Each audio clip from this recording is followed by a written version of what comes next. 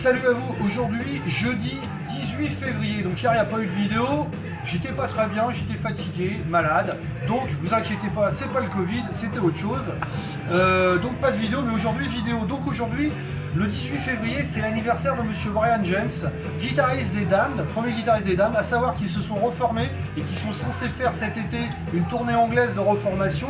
Donc pour qu'on les voit, ça va être un petit problème avec le Brexit et les accords à la con qu'ils ont fait pour les musiciens, en espérant que ça se règle ça. Et aussi guitariste des Lords of the New Church.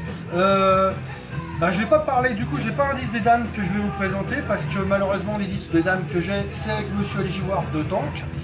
Donc là je vais vous parler d'un groupe, ce matin j'ai dit tiens je vais mettre ce t-shirt là, Thankless Slug from Hell. Alors c'est un projet un peu éphémère malheureusement, c'est des filles qui sont formées fin des années 90, un groupe new-yorkais avec 4 poupées Barbie, une brune, une blonde, une rousse et une métisse, bombasse et tout ça, accompagnées de vrais musiciens. Et elles ont sorti un album, cet album-là, donc sur Epic.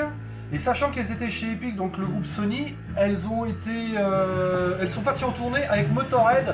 Elles ont accompagné Motorhead sur la tournée 1916. Donc nous, on a eu la chance de les voir à l'Agora d'Evry.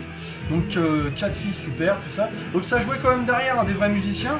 D'ailleurs sur l'album, il y a monsieur Bobby Gustafson, premier guitariste de Overkill, qui va participer un petit peu à l'album sur quelques solos. Cet album il est produit par Kenny Laguna, qui n'est autre que le producteur légendaire de Joan Jett.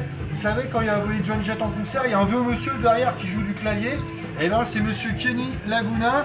Et entre autres en technicien, il y avait aussi un mec qui s'appelait Glenn Robinson qui a produit pas mal de groupes, dont Annihilator, le groupe canadien.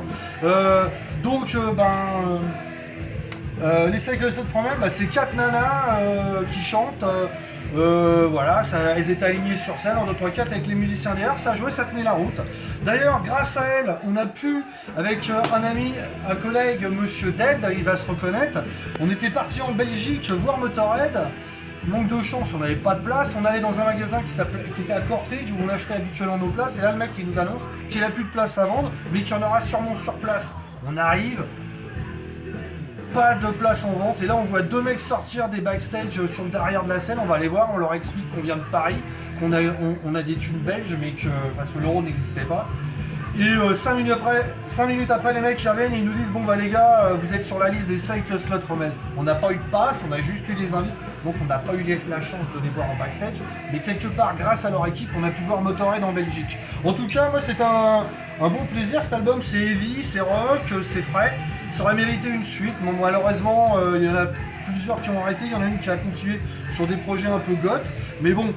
En tout cas, Thankless Slug from Hell, c'est un seul album, sorti en 91, donc je vous conseille de jeter quand même une oreille.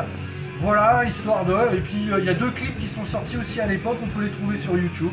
Je vous dis à demain, bon jeudi soir, à demain vendredi, la bise, ciao.